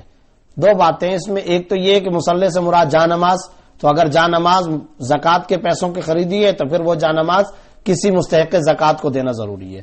اور اگر مصلے سے مراد جیسا کہ باہر ممالک کے اندر یا پاکستان میں بعض جگہوں پر ایک ہوتی ہے مسجد اور ایک ہوتی ہے مصلی جس کو کہتے ہیں، یعنی وہاں ایک جگہ مختص ہوتی ہے جہاں پر لوگ آ کر کے نماز پڑھتے ہیں، تو یاد رکھیے اس جگہ کا تنہا ذاتی طور پر کوئی شخص مالک نہیں ہوتا، یعنی مستحق زکوٰۃ. لہٰذا اس مصلی اور جائے نماز والی جو جگہ ہے اس کے اوپر زکوٰۃ نہیں لگ سکتی. زکوٰۃ کسی مستحق زکوٰۃ فقیر مستحق کو مالک کو قابض بنا کر دینا ضروری ہے. احمد وحید صاحب نے پوچھا مراقبہ کسے کہتے ہیں اور اس کی کیا حقیقت ہے؟ اگر جائز ہے اور کرنا چاہیے تو طریقہ بتا دیں. دیکھیں اس کے بارے میں بہت ساری تفصیلات ہیں. جو مستند اور آتھینٹک پیر حضرات، جو مستند پیر حضرات ہوتے ہیں، فراڈی نہیں، دھوکے باز نہیں، ایسے ہی عام بازار سڑکوں والے نہیں، بلکہ وہ جو کہ متبع سنت ہوتے ہیں، اللہ والوں کی جنہوں نے صحبت اختیار کی ہوتی ہے، تو یہ ان کی ایک اصطلاح ہے جس کا حاصل یہ کہ انسان تنہائی کے اندر بیٹھ کر اللہ رب العزت کا استحضار کرے، اپنے گناہوں کا محاسبہ کرے، اپنی ذاتی زندگی کا تجزیہ کرے، اور جو گناہ ہوئے اپنے نفس پر سزا واقع کرے، آئندہ نہ کرنے کا توبہ کرے، استغفار کرے. یہ مراقبہ محاسبہ اگر کرے تو یہ جائز ہے اور احادیث سے ثابت ہے، اس میں کوئی حرج نہیں. زینب ابو بکر صاحب نے پوچھا بانڈ کا پیسہ جائز ہے یا نہیں؟ پرائز بانڈ شرعن ناجائز ہے. اگر کوئی لے لیتا ہے تو اپنی اصل رقم لے سکتا ہے، اگر پرائز یا انعام نکل کر آئے تو وہ رقم بلا نیت ثواب صدقہ کرنا ضروری ہے. عظما خان نے پوچھا میرے اور میرے میاں نے جاب کر کے ایک پلاٹ خریدا، میرے بچے نہیں ہیں، میرے اور میرے میاں کے ابو نہیں ہیں، میرے ہسبینڈ کی ڈیتھ ہو گئی، تو کیا وہ پلاٹ میرا ہوگا؟ دیکھیں اگر تو آپ کے شوہر کا انتقال ہو گیا اور وہ پلاٹ آپ کے شوہر نے خریدا تھا، یعنی ان کے پیسوں سے لیا گیا، تو پھر اس پلاٹ کے آپ کے شوہر مالک تھے. جب ان کا انتقال ہو گیا تو ان کے شرعی ورثاء میں یہ پلاٹ جائے گا. شرعی ورثاء میں ایک تو آپ بیوہ ہیں. اسی طرح اگر مرحوم کے والدین ہیں، آپ نے کہا کہ والدین نہیں ہیں، تو دیکھا جائے اور ورثاء ہیں یا نہیں ہے. اگر والدین نہیں ہیں، بہن بھائی ہیں یا نہیں؟ بظاہر آپ نے نہیں لکھا. اسی لیے میں عرض کیا کرتا ہوں کہ اس پروگرام میں میراث کا مسئلہ یا تو پوچھا نہ کریں، کسی مستند قریبی دارالفتہ اور مفتی حضرات سے پوچھا کریں، یا یہ کہ پھر تمام ورثاء لکھا کریں. اگر بہن بھائی موجود ہیں تو پھر آپ کے میاں کے جو بہن بھائی یعنی آپ کے دیور دیورانی وغیرہ، ان کو بھی اس پلاٹ سے حصہ ملے گا. عامر سعید صاحب نے دبئی سے پوچھا کیا اسلام میں دف بجانا جائز ہے اور نعت کے ساتھ بجانا کیسا ہے؟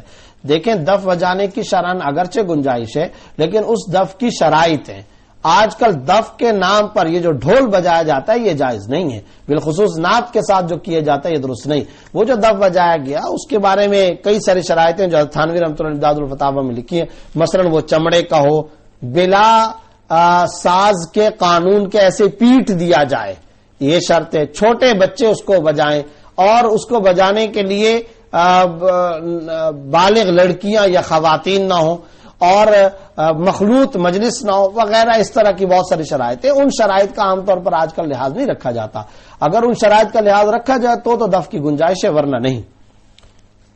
صوفیہ مجیب اللہ صاحب نے پوچھا نان نفقے کے بارے میں وضاحت کریں. نان نفقے کے بارے میں آپ کو جو مطلوب ہے وہ پوچھیں کہ کس چیز کی وضاحت کروں. یہ ہے کہ شوہر جب شادی کرتا ہے تو بیوی کا نان نفقہ اس کے اوپر واجب ہوتا ہے. مزید آپ کیا پوچھنا چاہتی ہیں؟ بلال مہربان محض خان نے پوچھا ہے بالوں میں یا داڑھی میں کالی مہندی لگانا کیسا ہے؟ دیکھیں مہندی لگانا تو جائز ہے، مہندی تو جو ریڈ کلر کی جو ہوتی ہے وہ تو لگانا جائز ہے. جہاں تک تعلق ہے سیاہ کالا خضاب لگانے کی، تو اس کے بارے میں یہ بات ذہن میں رکھیں کہ اگر جوانی کی عمر میں بال سفید ہوئے تو پھر ایسی صورت میں داڑھی یا سر کے بالوں پر سیاہ خضاب لگانے کی گنجائش ہے۔ اور یعنی جوانی کی عمر سے کیا مراد ہے؟ یعنی ایسی عمر جس میں عام طور پر معاشرے میں لوگوں کے بال سفید نہیں ہوا کرتے، لیکن اگر عمر کے اس حصے میں انسان پہنچ چکا جس میں بال سفید ہوتے ہیں تو پھر ایسی صورت میں سیاہ خالص خضاب لگانا درست نہیں ہوگا، باقی جو خضاب وغیرہ ہے یا مہندی وغیرہ وہ لگانا جائز ہے۔ زوبیہ زاہد صاحبہ نے پوچھا اگر کوئی بچہ اپنے ماں باپ کو گالیاں دے تو اس کا کیا حکم ہے؟ حرام کام ہے، ناجائز ہے، گناہ کا کام ہے، توبہ کرنا ضروری ہے۔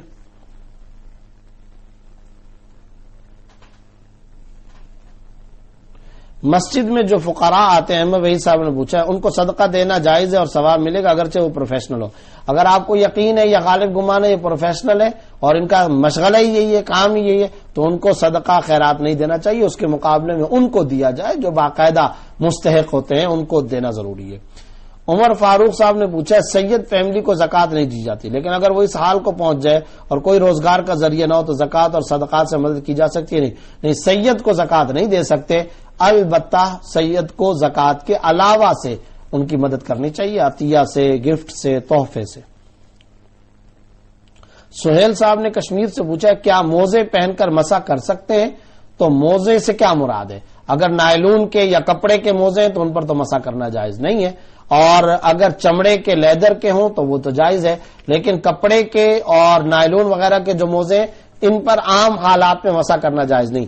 لیکن اگر کپڑے یا نائلون کے موزے ہوں اور ان میں 3 شرائط پائی جائے، یعنی وہ اتنے موٹے ہوں کہ اپنے جرم اور اپنی موٹائی کی وجہ سے ٹانگ پر وہ رک جائیں، گیٹس کی مدد سے نہ رکیں بلکہ اپنے جرم اپنی موٹائی کی وجہ سے وہ کھڑے ہو جائیں اور ٹانگ پر وہ کھڑے ہوں اور کوئی اس کے اندر اسپرنگ یا گیٹس وغیرہ نہ لگا ہوا ہو، ایک شرط۔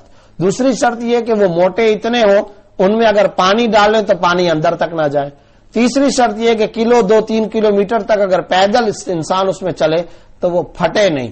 اگر یہ 3 شرائط پائی جائیں تو پھر ایسے موضوعوں پر مسح کرنا جائز ہے، اگر یہ شرائط نہیں پائی جاتی تو ان پر مسح کرنا جائز نہیں ہے۔ امنہ ندیم صاحب نے پوچھا نقلی بال یا پلکیں لگانا جائز ہے؟ جائز ہے، نقلی بال یعنی وگ وغیرہ کا شاید پوچھ رہے ہوں گے تو یہ جائز ہے۔ اے بی ملک صاحب نے پوچھا مجھے بہت گھبراہٹ ہوتی ہے، کسی شیخ کی صحبت اختیار کر کے گھبراہٹ ختم ہو سکتی ہے یا نہیں؟ متبع سنت اللہ والے آتھینٹک اور مستند پیر اور بزرگ سے تعلق قائم کریں، انشاءاللہ بہت سارے مسائل آپ کے حل ہوں گے۔ ٹیپو سلطان صاحب نے پوچھا ہے فلاں والوں کا لاؤڈ سپیکر میں سلام پڑھنا کیسا ہے؟ دیکھیں سلام یا نعت پڑھنا یا اللہ کا ذکر کرنا یہ قرآن کریم کے اندر اس کی واضح طور پر ہدایت موجود ہے۔ ادعوا ربکم تضرعا وخفیا، اپنے رب کو پکارو پوشیدہ طریقے سے، خفیہ طریقے سے، الہا و زاری کے ساتھ۔ ذکر کرنے کے لیے اسپیکر استعمال کرنے کی کیا ضرورت ہے؟ اسپیکر کیوں استعمال کیا جاتا ہے؟ تو اس لیے اسپیکر کے بغیر اپنے طور پر ذکر کا اہتمام کرنا چاہیے۔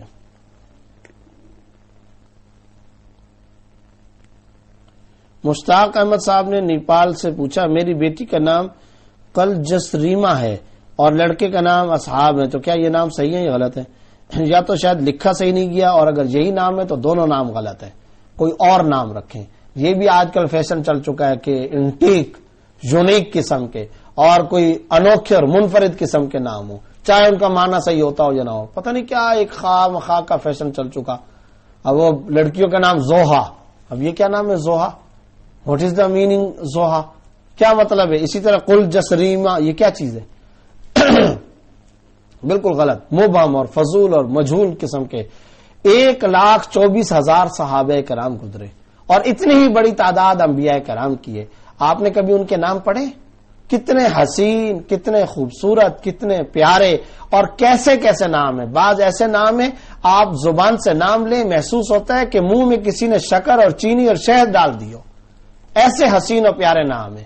آپ لیں تو صحیح وہ نام، ثمامہ، عکاشہ، حنظلہ، فضالہ، اسامہ، ابن مسعود، بتائیے، قتادہ، ابو ہریرہ، کیسے کیسے نام ہیں۔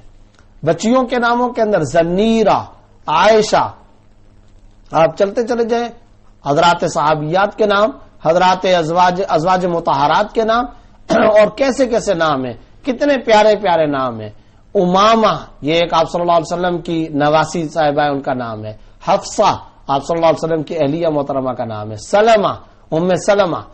حبیبہ، کتنا پیارا نام ہے اور معنی کتنا اچھا ہے، حبیبہ، محبوبہ کے معنی کے اندر۔ تو یہ سارے نام ہیں، ان میں سے کیا کوئی نام پسند نہیں ہے؟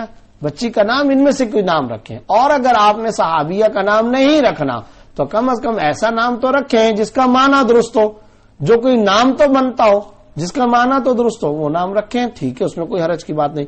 اور لڑکے کا نام رکھا ہے آپ نے اصحاب، اصحاب کا کیا معنی ہے؟ اصحاب کا معنی ہے بہت سارے افراد۔ تو کیا یہ ہوگا محترم مکرم بہت سارے افراد صاحب آئیے، کوئی اس طرح بولے گا؟ کیسا نام ہم رکھتے ہیں؟ یہ نام تبدیل کرنا چاہیے۔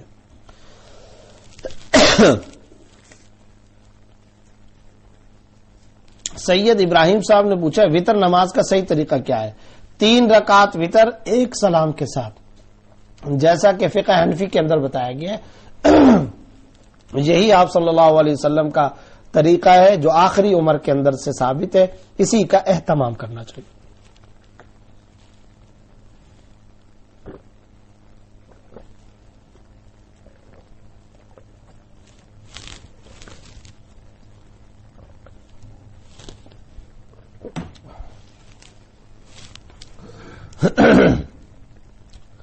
دبئی سے عمران یونس صاحب نے پوچھا ہے چھوٹے پیشاب کے بعد اگر قطرے جاری رہتے ہوں تو نماز کیسے پڑھیں؟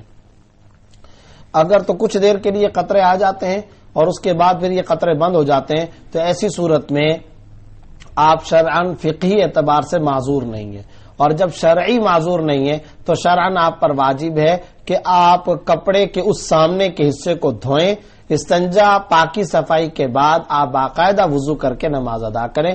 چاہے اس کام کے اندر جماعت چلی جاتی ہے تو کوئی حرج کی بات نہیں ہے، لیکن آپ کے لیے پاکی اور استنجے اور طہارت و وضو کے ساتھ نماز ادا کرنا ضروری ہے۔ لیکن اگر پیشاب کے قطرے اس طریقے سے نکلتے ہیں کہ پیشاب کی اور مسلسل قطرے نکلتے رہتے ہیں، ہر وقت قطرے نکلتے رہتے ہیں، اور آپ کو 5 منٹ 7 منٹ بھی اتنے نہیں ملتے کہ آپ پاک صاف ہو کر کے کپڑے کے سامنے کے حصے کو دھو کر وضو کر کے نماز فرض ادا کر سکیں، اگر اتنا بھی ٹائم آپ کو نہیں ملتا تو پھر شرعی اعتبار سے آپ معذور ہیں۔ بس ایک مرتبہ وضو کریں اور چاہے وہ قطرے نکلتے رہیں، آپ نماز ادا کرنے، پھر نئی نماز کا جب وقت آئے گا تو دوبارہ آپ کو وضو کرنا پڑے گا۔ اب آپ دیکھ لیں کہ آپ ان دونوں میں سے کون سی کیٹیگری کے اندر آتے ہیں، اسی کے مطابق عمل کریں۔ شائستہ صاحبہ نے کراچی سے پوچھا ہے مفتی صاحب کیا پریگننٹ عورت صرف احتیاط کی وجہ سے 9 مہینوں تک بیٹھ کر نماز پڑھ سکتی ہے؟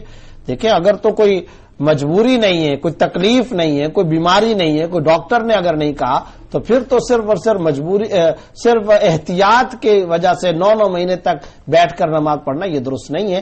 فرض نماز کے لیے یہ ضروری ہے کہ کھڑے ہو کر نماز ادا کی جائے، فرض کے لیے قیام ضروری ہے، کھڑا ہونا ضروری ہے۔ اگر قیام نہیں ہوگا، کھڑے ہو کر کے نماز ادا نہیں کریں گے تو فرض نماز ادا نہیں ہوں گے۔ باقی سنت و نفلوں کے لیے وہ بیٹھنا چاہے تو بیٹھ سکتی ہے۔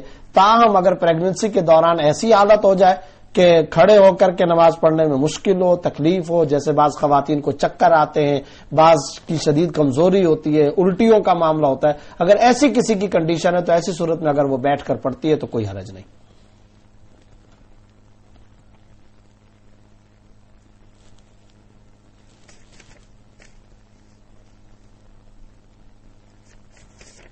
رضوان صدیقی صاحب نے پوچھا ہے ہمیں پیغمبروں کی پیروی کرنے کو کہا ہے، قرآن میں اللہ نے اپنے تمام پیغمبروں یعنی آدم علیہ السلام سے لے کر محمد صلی اللہ علیہ وسلم تک کا تفصیلی ذکر کیا ہے، تو کیا اللہ کے کسی پیغمبر نے اپنی کتاب بنا کر اس سے نصیحت کی؟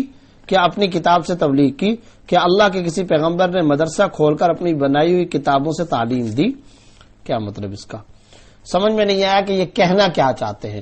شاید ان کے ذہن کے اندر یہ بات ہو کہ کیا پیغمبر نے یا رسول اللہ صلی اللہ علیہ وسلم نے جو احادیث بیان فرمائی ہیں تو کیا وہ احادیث اور کیا وہ مدرسے کی شکل یا وہ جو آپ صلی اللہ علیہ وسلم کے فرمودات ہیں تو ان کو عمل کے اندر لا سکتے ہیں یا نہیں، اور ان کی پیروی کرنا ضروری ہے یا نہیں؟ تو اس کا جواب یہ کہ اس کی پیروی کرنا ضروری ہے۔ اس کی وجہ یہ کہ قرآن میں جا بجا اللہ رب العزت نے نبی صلی اللہ علیہ وسلم کے بارے میں فرمایا لِتُبَيِّنَ لِلنَّاسِ، تو یہ لِتُبَيِّنَ لِلنَّاسِ کیا ہے؟ آپ بیان کریں لوگوں کے لیے تو کہیں پر نبی صلی اللہ علیہ وسلم بیٹھیں گے نا اور لوگ بھی ہوں گے نا تو بیان بھی ہوگا نا. تو جب بیان بھی ہے، جگہ بھی ہے، لوگ بھی ہیں، اسی کا نام مدرسہ ہے. اسی کو مدرسہ کہتے ہیں. مدرسہ کسی بلڈنگ کا تو نام نہیں ہے. اور پھر اور زیادہ اللہ نے وضاحت کے ساتھ کیا فرمایا؟ فَلَوْلَا نَفَرَ مِنْ كُلِّ فِرْقَةٍ مِّنْهُمْ طَائِفَةٌ لِيَتَفَقَّهُوا فِي الدِّينِ وَلِيُنذِرُوا قَوْمَهُمْ إِذَا رَجَعُوا إِلَيْهِمْ لَعَلَّهُمْ يَحْذَرُونَ. اللہ رب العزت تو اور زیادہ طالب علموں کا سفر اور ان کا تفقہ فی الدین، دینی علم حاصل کرنا، اس کا اور زیادہ تفصیل کے ساتھ ذکر کر رہا ہے. کیوں نہیں ہوتا کہ ایک جماعت کو چاہیے کہ وہ نکلے اور وہ جماعت جا کر کے علم دین اور دین کے اندر تفقہ حاصل کرے اور پھر جائے واپس اپنی قوم کے اندر اور پھر جا کر کے ان کو ڈرائے تاکہ شاید ان کے دل میں خشیت اور خوف خدا پیدا ہو جائے. تو یہ اللہ رب العزت نے خود بیان فرمایا، ما آتاکم الرسول فخذوہ وما نہاکم عنہ فانتہوا.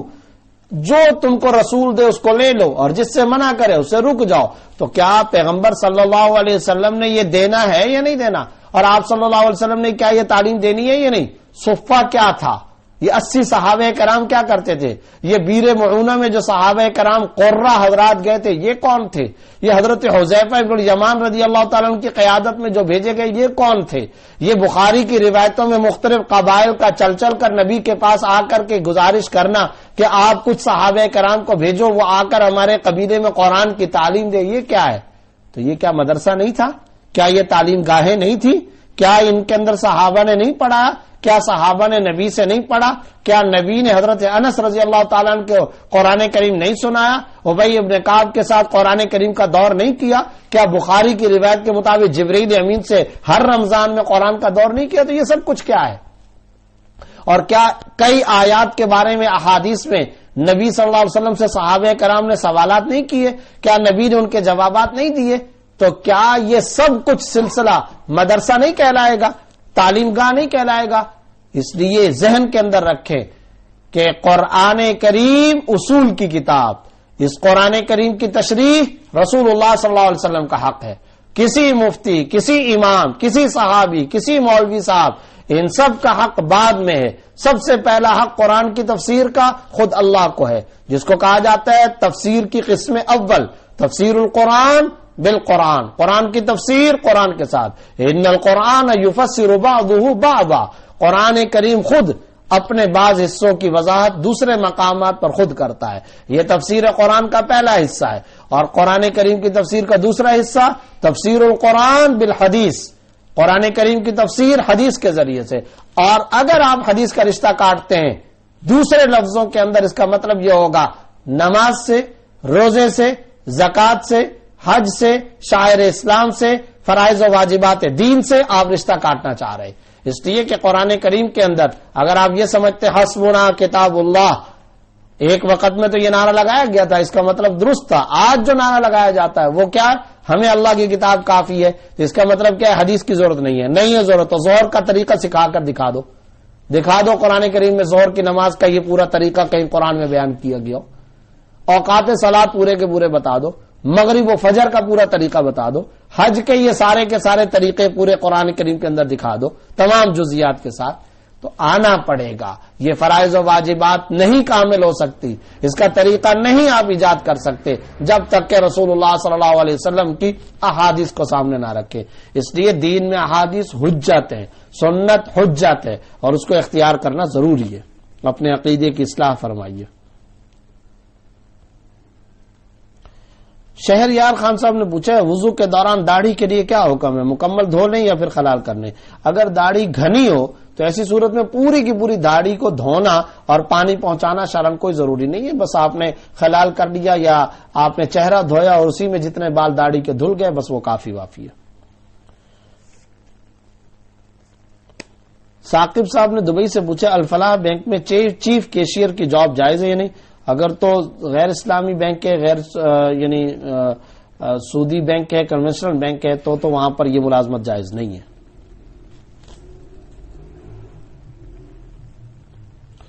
مفتی صاحب تنزیل عمر صاحب نے پوچھا آپ نے کہا تھا عورت ناپاکی میں تلاوت نہیں کر سکتی، تو کیا اتنے دن کچھ نہیں پڑھ سکتی؟ رات کو سونے سے پہلے کے وظائف، درود پاک، آیت الکرسی، پلیز رہنمائی فرمائے. میں نے پہلے ذکر کر دیا ہے، تسبیحات تو پڑھ سکتی ہے، سبحان اللہ، الحمدللہ، وظائف، حتیٰ کہ وہ آپ نے درود کا لکھا تو درود بھی پڑھ سکتی ہے۔ اسی طرح اگر قرآن کریم کی وہ آیات ہیں جو دعا کے معنی پر مشتمل ہیں، جیسا کہ میں نے ذکر کیا سورہ فاتحہ ہے، ربنا آتنا، تو وہ پڑھ سکتی ہے بطور دعا کے، لیکن عام قرآن کریم کی آیات تلاوت کے طور پہ پڑھنا جائز نہیں ہے۔ نورین احمد صاحب نے پوچھا کیا کسی بھی مسلک کو اختیار کرنا ضروری ہے؟ یاد رکھیں کسی بھی مسلک کو اختیار کرنا شرعاً ضروری نہیں، انتظاماً ضروری ہے۔ کیا مطلب انتظاماً؟ یعنی دین کے انتظام کے طور پر آپ کو کوئی ایک مسلک لینا ہوگا، یا تو پھر آپ علم کی اس حد تک معراج حاصل کر لیں کہ آپ خود بخود قرآن و سنت سے براہ راست مسائل نکال سکتے ہوں، تو پھر ٹھیک ہے، آپ مجتہد ہیں، پھر آپ خود نکالیں۔ لیکن اگر آپ کو یہ ملکہ، یہ صلاحیت و استطاعت اور اہلیت حاصل نہیں ہے، تو پھر کسی ایک مسلک کو، فقہ شافعی، حنفی، حنبلی، مالکی، اس کو اختیار کرنا چاہیے۔ یہ کوئی قرآن و سنت کا حکم نہیں ہے کہ اس کو اختیار کریں، انتظامی طور پر یہ ضروری ہے۔ اس کے اوپر پھر کسی وقت تفصیل سے روشنی ڈالوں گا، اس وقت تک تو یہی بات سمجھ لیں۔ مریم فاطمہ صاحبہ نے پوچھا کیا سالگرہ منانا جائز ہے؟ سالگرہ کو اگر کوئی سنت نہ سمجھے، دین کا جز نہ سمجھے، کوئی شریک نہ ہو، تو اس کو تنقید، اس کے اوپر تنقید، تردید نہ کی جائے۔ تو ایک دنیاوی معاملے کے طور پر اگر کوئی اختیار کرتا ہے تو درست ہے۔ ویسے اصولی طور پر دیکھا جائے تو سالگرہ کوئی منانے کی، سیلیبریشن کی چیز ہے نہیں، جہالت کی بات ہے۔ عمر کا 1 سال اور کم ہو گیا تو یہ خوشی کی بات ہے کیا؟ یہ تو خوشی کی بات نہیں ہے۔ جتنا آپ ٹائم دے کر کے آئے تھے اس میں 1 سال اور گھٹ گیا، 1 سال اور گھٹ گیا، اگلا سال اور گھٹ گیا، تو یہ تو ایک طرح سے پریشانی کی بات ہے، خوشی کی بات تو نہیں ہے۔ تو پتہ نہیں اس کے اندر خوشی کا کیا پہلو ہے۔ طارق مسعود صاحب نے پوچھا وضو کرنے کے بعد کچھ کھانا اور پھر نماز پڑھنا، تو کیا یہ صحیح ہے؟ درست ہے، کوئی حرج نہیں ہے۔ حذیفہ رضوان اللہ صاحب نے پوچھا آج کل کے جو نئے نئے ہیئر کٹس آ رہے ہیں، ان کی طرح بال کٹوانا کیسا ہے؟ دیکھیں، بال عام طور پر 3 طرح سے رکھے جائیں، وفرا، لما، جمہ۔ وفرا کا مطلب ہے کان کی لو تک، لما کا مطلب ہے کان کی لو سے نیچے، اور گردن تک یعنی کندھے تک نہ ہو، اور جمہ جو کندھے تک آ جائیں۔ یہ آپ صلی اللہ علیہ وسلم کی سنت بالوں کی حیاتیں ہیں، صورتیں ہیں۔ آپ صلی اللہ علیہ وسلم نے اس طرح سے 3 قسم کے بال رکھے۔ اور اگر کوئی آدمی اس طرح اتنے بڑے بال نہیں رکھتا، چھوٹے بال رکھتا ہے تو جائز ہے، اس میں کوئی حرج نہیں۔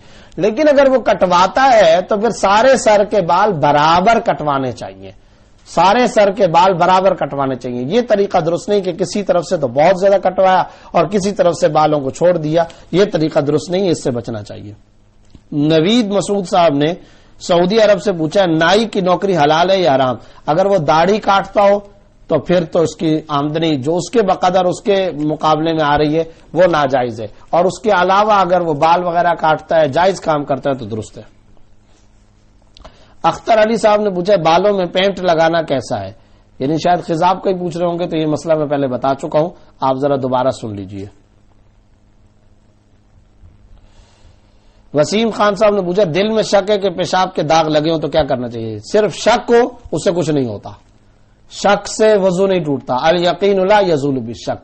آپ نے ایک مرتبہ وضو کیا تھا، وہ یقین تھا، خود آپ نے کیا، مباشرتاً باقاعدہ وضو کیا، افعال وضو ادا کیے، تو وہ آپ نے یقینی ایک کام کر لیا۔ اب بعد میں ہو رہا ہے شک، تو وہ یقین اس شک سے دور نہیں ہوگا، یقین برقرار و قائم رہے گا، وہ مستحکم رہے گا، پختہ رہے گا۔ البتہ یہ جو شک آپ کو ہو رہا ہے، اس شک کے اندر دیکھا جائے کہ کس نوعیت کی ہے۔ اگر آپ کو باقاعدہ غالب گمان ہے یا یقین ہے کہ ہاں پیشاب کا قطرہ نکلا ہے، کپڑوں پر لگا ہے، اور اس حد تک یقین ہو کہ آپ قسم کھا سکیں، تو پھر ٹھیک ہے، آپ کے لیے ضروری ہے کہ آپ کپڑوں کے اس سامنے کے حصے کو دھوئیں، استنجا کریں اور وضو کر کے دوبارہ نماز پڑھیں۔ اور اگر آپ کو اس طرح کا یقین یا غالب گمان نہیں ہے تو ایسی صورت میں صرف شک کی طرف نہ جائیں، شک سے کچھ نہیں ہوتا، آپ کی نماز درست ہو گئی ہے۔ عزیر اللہ خان صاحب نے پوچھا کیا اونٹ کا گوشت کھانے سے وضو ٹوٹ جاتا ہے؟ نہیں، وضو نہیں ٹوٹتا۔ ابتدائی اسلام کے اندر یہ حکم تھا، بعد میں یہ حکم شرعاً منسوخ کر دیا گیا۔ محمد صاحب نے پوچھا بے مرابہ میں خیانت کا مال کھانا جائز ہے؟ اس کا کیا مطلب ہے؟ اس کی ذرا وضاحت کریں، پھر اس کے بارے میں کچھ بتایا جائے گا۔ اگر نماز میں برا خیال ہے اور حرکت بھی محسوس ہو تو کیا نماز ہوگی؟ یعنی برا خیال سے کیا مراد ہے؟ اگر کوئی شیطانی خیال آیا تو اس خیال کو فوراً چھٹک دینا چاہیے، ہٹا دینا چاہیے۔